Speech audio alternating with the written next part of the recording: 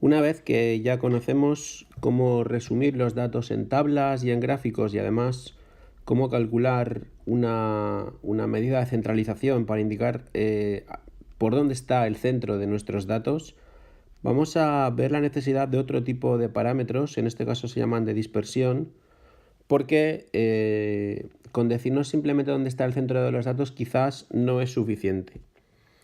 Vamos a verlo con un ejemplo. Vamos a suponer que tenemos dos conjuntos de datos que podrían ser, por ejemplo, la nota de matemáticas, y estas notas que pongo en color rojo serían, por ejemplo, las notas de 4 estudiantes del grupo A.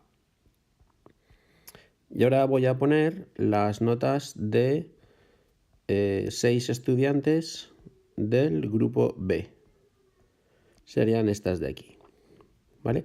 Según lo que hemos visto anteriormente, las medidas de centralización de las notas del equipo A, la media, sería igual a 5 y también la mediana sería igual a 5. Y en el grupo B, de la misma forma, tanto la media como la mediana también da 5, dan el mismo valor. Por tanto, con estas medidas de centralización, con un valor que nos diga dónde está el centro de los datos, ¿es suficiente para hacernos una idea de cómo son los datos que hemos recogido? Pues parece claramente que no, porque si nos dicen que tenemos datos con media 5 y mediana 5, pues podrían pertenecer a una distribución o a otra, y estas dos son bastante diferentes. Seguramente no nos daría lo mismo pertenecer a la clase A que a la clase B. Entonces necesitamos, como decía, otras medidas que nos indiquen, aparte de dónde están los centros, que nos den una idea de si estos datos están todos muy cercanos entre ellos o muy separados entre ellos. En el caso de la clase A, todos los datos son iguales, por tanto están todos muy cerca, de hecho coinciden todos. Y en el caso de la clase B, los datos están separados al máximo, es decir, están las notas más bajas y las notas más altas posibles.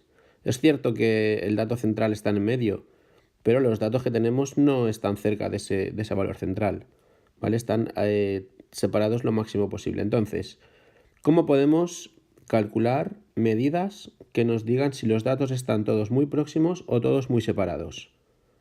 Vamos a verlo. Vamos a calcular estos parámetros de dispersión. Vamos a verlo en el ejemplo con el que venimos trabajando. Bien, esta tabla de aquí son el conjunto de los datos, nuestro banco de datos, y esta de aquí es la tabla de frecuencias que hemos calculado anteriormente. Bien, en primer lugar vamos a definir el recorrido de nuestros datos como el valor máximo menos el valor mínimo. En el caso de nuestros datos, el valor máximo es el 4 y el valor mínimo es el 0. Por tanto, el recorrido aquí, el recorrido valdrá 4. En los ejemplos que he puesto antes en las notas, en la clase A, que todas las notas eran 5, fijaos que ahí el recorrido sería 0, porque el valor máximo es 5 menos el valor mínimo también es 5, con lo cual ese recorrido sería 0. En cambio, en la clase B, que las notas eran 0 y 10, ese recorrido sería igual a 10, con lo cual ya tenemos una medida que nos está indicando realmente que en un caso los datos están muy juntos y en el otro muy separados. Por otra parte, otra medida de dispersión es el rango intercuartílico, que se calcula como la diferencia entre el tercer y el primer cuartil. Estos los teníamos calculados ya anteriormente. El tercer cuartil era 3 en este caso y el primero era 1, con lo cual el rango intercuartílico, esa medida, mide 2. Fijaos que recordemos, el cuartil 1 era el valor que me dejaba a su izquierda el 25% de los datos, y el cuartil 3 era el valor que me dejaba a su derecha el 25% de los datos. Es decir, la distancia entre el cuartil 1 y el cuartil 3 es el trozo donde están la mitad central de nuestros datos. En este caso, en el ejemplo hemos visto, valía 2. Las dos medidas que hemos visto hasta ahora son muy sencillas de calcular, pero no son las más utilizadas. Las que más vamos a utilizar, vamos a verlas ahora, van a ser la varianza y la desviación típica. Vamos a pensar cómo será la varianza. La varianza lo que nos va a medir es cómo se separan nuestros datos de su media. Recuerdo que la media la teníamos aquí calculada, hemos calculado en un vídeo anterior 1,72 en este caso, y la varianza lo que va a calcular es cuánto se aleja cada uno de los datos que tenemos de esta varianza. Para calcular esto podríamos utilizar estas expresiones, que sería una especie, como si fuera un error absoluto, que es calcular pues cada uno de los valores menos la media, la distancia que hay realmente entre los valores y la media. En este caso algunas de estas diferencias saldrían positivas, otras negativas, por definición de media, porque está en medio de los datos, ¿vale? Entonces algunos datos están antes, otros después, por lo tanto estos valores, unos salen positivos y otros negativos, y al final si los sumo todos, por definición de la media, esta suma de datos da 0. En todos los casos, en todos los bancos de datos que tengamos, por tanto no es operativo hacerlo de esta forma. Una posibilidad podría ser esta, que esas distancias se tomen siempre positivas en valor absoluto. De esta forma la suma ya no da 0 y nos podría dar una idea de esa dispersión. No obstante, lo que vamos a utilizar es otra forma de pasarlo a positivo y es elevar al cuadrado esa distancia que hemos visto anteriormente.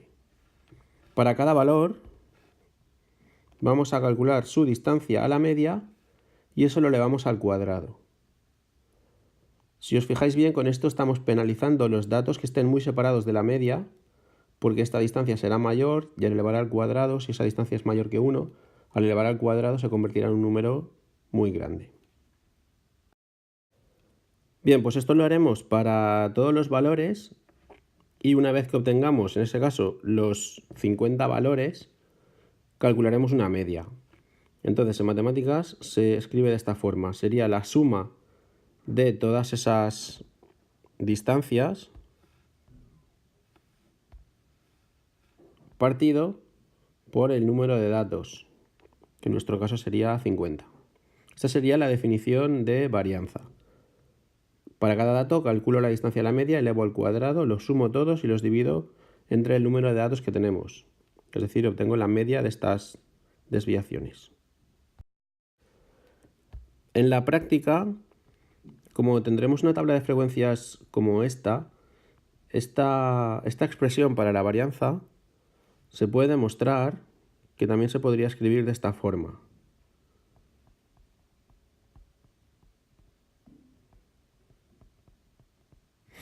Que sería, si os fijáis, el total de la columna de x2 por f, es decir, este total,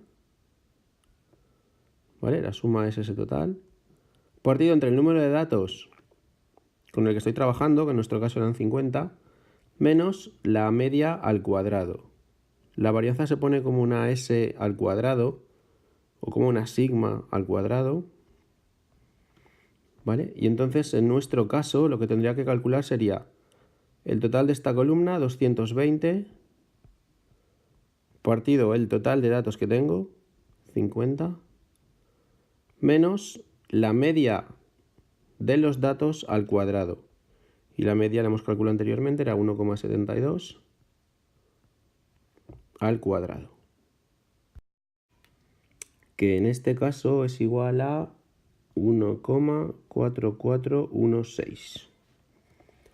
Fijaos que necesariamente este valor debe ser positivo, ¿vale? Porque aunque nosotros lo calculemos con esta expresión, hemos dicho que era equivalente a esta otra. Y esta otra lo que hace es sumar números al cuadrado, por tanto todo positivo dividido entre un número de datos que es positivo también. ¿De acuerdo? La varianza, por tanto, siempre tiene que dar un resultado positivo.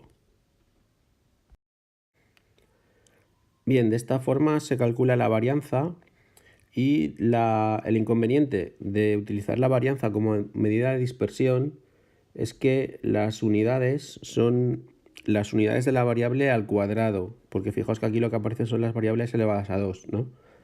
Entonces, en este caso, si el ejemplo fuera del número de hermanos, este 1,4416 haría referencia a número de hermanos al cuadrado, que no parece que tenga mucho sentido. Para eso lo que hacemos es utilizar otra medida que es la desviación típica, que simplemente es la raíz cuadrada de la varianza. De esta forma sería la raíz cuadrada de 1,4416, que da aproximadamente 1,2. Y esta variable sí que tiene las mismas unidades que nuestros datos. Por tanto, si esto era el número de hermanos, pues 1,2 sería la desviación típica y sus unidades serían 1,2 hermanos. Finalmente, la última medida de dispersión va a ser esta, coeficiente de variación, y esto lo vamos a utilizar en el momento en que queramos comparar, por ejemplo, dos bancos de datos que sean diferentes, de unidades diferentes, ¿no? El número de hermanos, por ejemplo, con los goles que ha marcado algún futbolista. El coeficiente de variación se define como la desviación típica partido por la media de los datos. De esta forma, habíamos quedado antes que la desviación típica y la media tenían las mismas unidades que nuestros datos. Al hacer esta división, este cociente nos devuelve un número sin unidades. Por eso lo vamos a llamar coeficiente de variación. En el caso de nuestro ejercicio, este cociente 1,2 entre 1,72 tiene un valor aproximado de 0,698. ¿De acuerdo? Y esto sería sin unidades. Bien, pues de esta forma hemos visto los diferentes parámetros de dispersión que podemos utilizar con un banco de datos.